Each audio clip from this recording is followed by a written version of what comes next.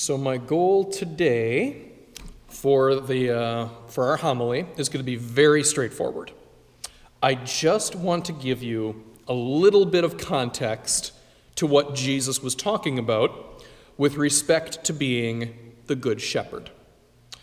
You may have noticed that Jesus was talking exclusively about sheep as animals in need of a shepherd. And that makes a lot of sense to me, and here's why. As I constantly say, I lived in Africa for 2 years in the Peace Corps, and I witnessed a lifestyle that was remarkably similar to Jesus' time and place. I mean, in just about any village you went to, there were actual shepherds tending their animals. Now, there were different animals there. There were cows. People had cows in Africa. But cows actually don't need that much shepherding. Not really. Once I visited my friend Adam. He was a few villages away from me in my general region. And we climbed a mesa outside his village, and you got to see like the whole, surrounding area. You got to see the whole village. It was actually really beautiful. And we hung out there for an afternoon, and we stayed there literally until the cows came home. Around sunset, literally all the cows in pasture went single file back home to the corral in an orderly fashion. It was actually it was just remarkable. I'm so grateful that I got to witness that with my own eyes, because I'm not sure I would have believed it if someone told me that cows did that at sunset, and I'm probably not going to see it again. Could be wrong, but I think that was a once-in-a-lifetime kind of witness. So just remember that if anybody says that they partied till the cows came home, they were probably in bed by 8 o'clock. Now, on the other end of the spectrum, there are chickens. You don't really shepherd chickens. I mean, sure, you need to keep an eye on them, you need to build a coop and all that, but no one watches the chickens 24/7. They don't get into that much trouble, and they don't wander too far. This isn't on my sheet, this is just an improv thing. I was talking with some friends of mine, and they have chickens in the backyard. And the husband, Joe, his social outlet these days are video games. And the mom, Cassie, it's TikTok.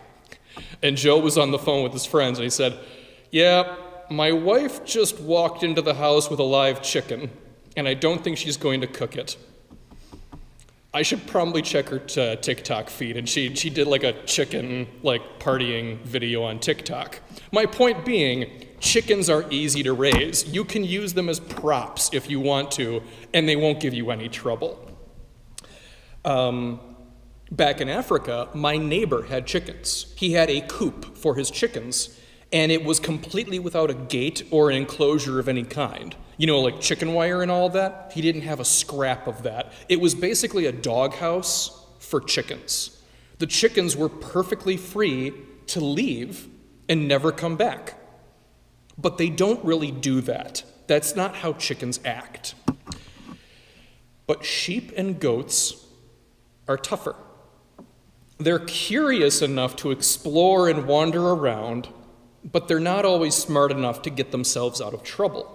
Of all the animals we raise, sheep need the most help. And that's why the idea of a shepherd is most associated with sheep. I mean, you can even hear it in the word, sheep herd, shepherd.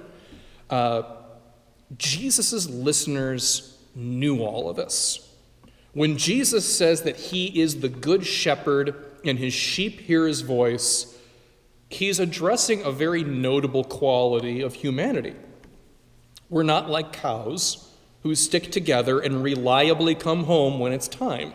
Some people think of themselves like that, perfectly sufficient, self-empowered, rarely in need of help. And I'm sorry, but that's an illusion that can be shattered rather quickly and painfully. But at the same time, we're not like chickens. We're too simple to get into too much trouble. No, that's not us. Many a bad ruler in history has thought of his subjects in that way and paid the price for the assumption that people will just stay put in a lousy situation. People are not simple, and most of us will not live in a coop for long. No, we're like sheep. We're curious and adventurous. We push boundaries, and we sometimes get ourselves into trouble, and we often need help getting out of trouble. Sometimes we just can't manage it on our own. We need a shepherd. And we always have, and God has always been there, waiting for us to hear his voice to lead us back home. And that means that it's okay to call ourselves a flock.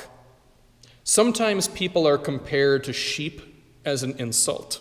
You know, when you're called a sheep, that's implying that you obey blind obedience, you have a weak sense of individuality and all that. You know, that's, when people are called a sheep, that's really the message. And that's not what we mean when we say that we are Christ's flock. It's a simple testament to reality that we need help from time to time, so we put our trust and our faith in something bigger than ourselves. In fact, we put our faith in someone bigger than ourselves, and we do so knowing that he is truly the Good Shepherd. So if you'll allow me to wrap up with one minor point, please take note that we have many minor or secondary shepherds in life. I'm talking priests, teachers, our civil leaders, parents, of course, people who help us and show us the way. Those are all shepherds in their own right. But above and beyond all others, our good shepherd is Christ Jesus. And when we're lost and confused in the wilderness, we need only listen for his voice, calling out to us from where we truly belong.